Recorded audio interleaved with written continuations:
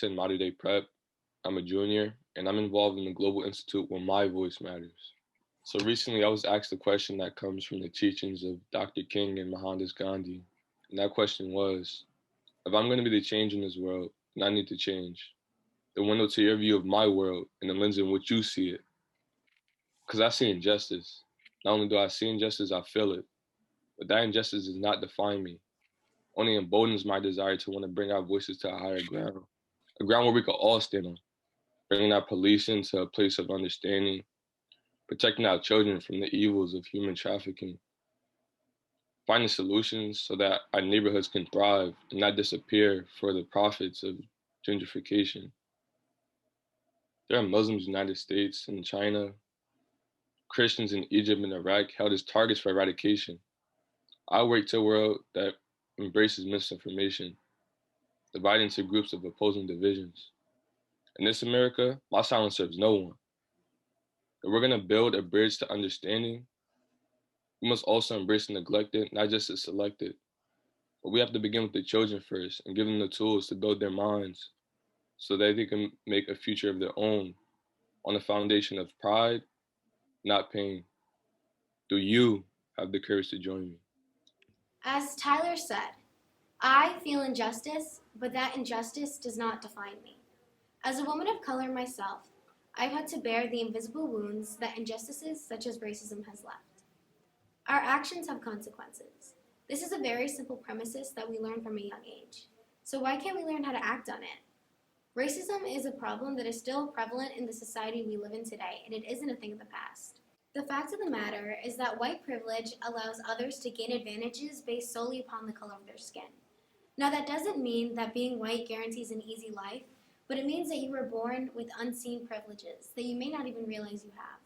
Stop and think to yourself. Have you ever feared those meant to protect you? Felt the need to start recording when pulled over?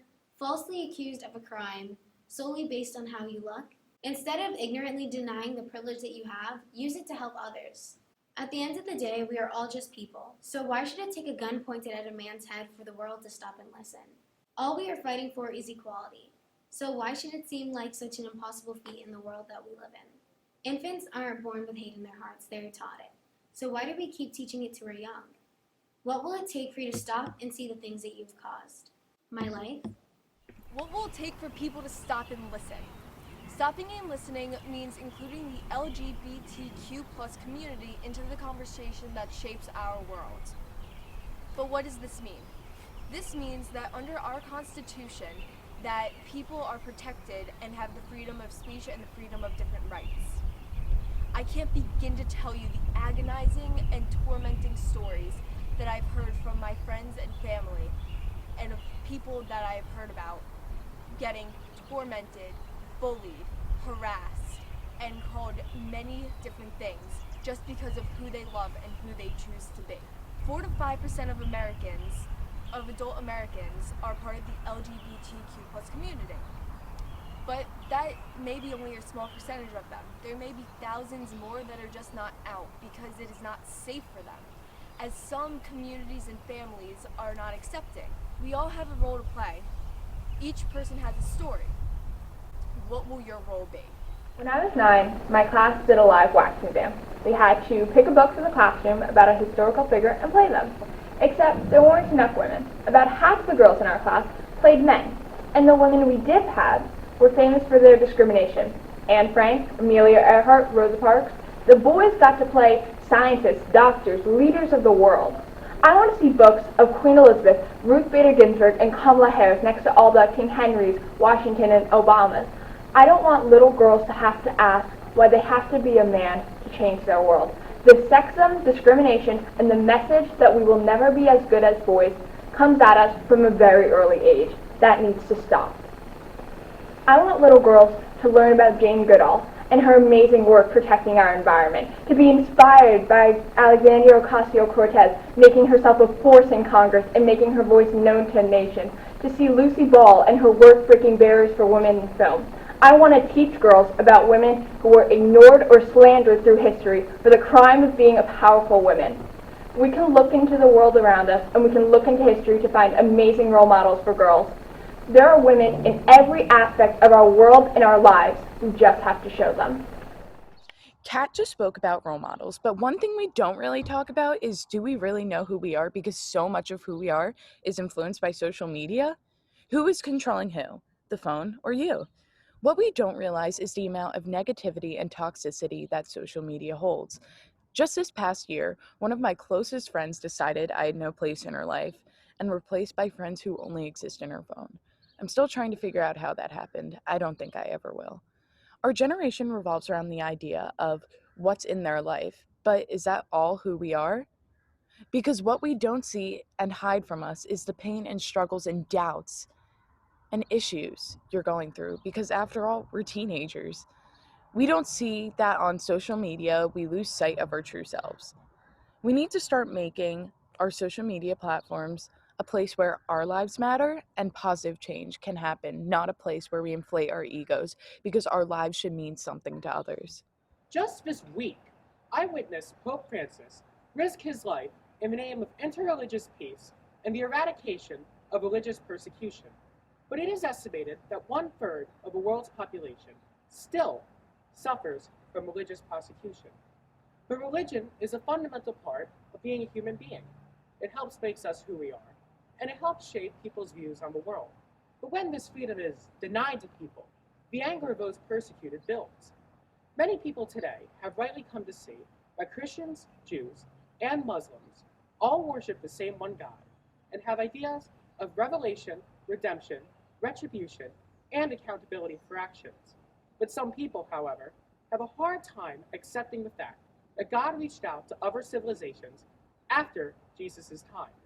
Whether you are a Christian in Egypt and Iraq, a Uyghur in China, or a Catholic in Northern Ireland, religion is a fundamental freedom that must be allowed to create a better and more unified world. But will you speak up for those whose voices are silenced? You should, because we all have a responsibility to repair the world. Abby talks about stories that define who we are. When you were born, you were taught everything you know. How to talk, walk. You didn't get up one day and learn it all by yourself. You watched your parents and grandparents and over time modeled them. You shape your view from what you see on TV and what you read on social media platforms. News channels were originally used to give the people information. So as soon as the cable box was invented, the way we would see the news would never be the same. News channels have turned into entertainment industries where so-called experts talk about opinions instead of cold, hard facts.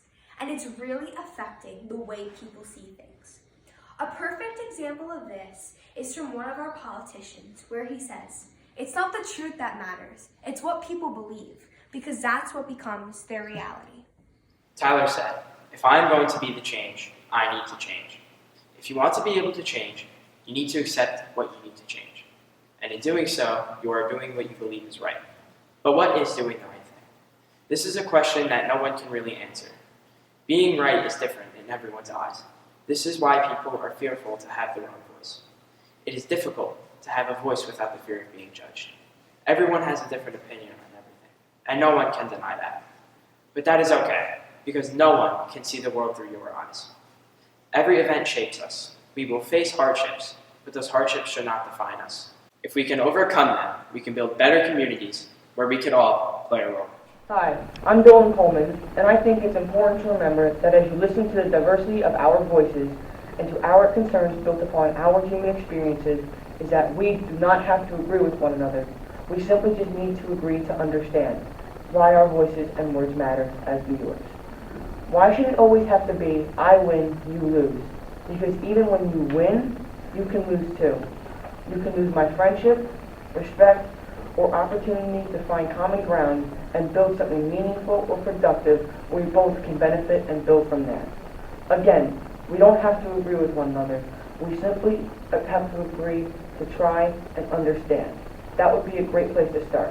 Our lives may depend on it. Can you agree on that? You can add, subtract, or leave as is. But your role is to provide a place of balance and common sense. You have a natural caring spirit that can provide that safe place for others to listen. As Pope Francis once said, if there is one word that we should never tire of repeating, it is this: dialogue. We wake up to a world that is in need of healing, a healing of consciousness, unity, and communication. We must always respect and understand our differences. It's often in our conflicts you will find the solutions. If we all contribute to making a change, we all can prosper. In this way, we will bequeath to them a culture capable of devising strategies of life, not death, and of inclusion, not exclusion.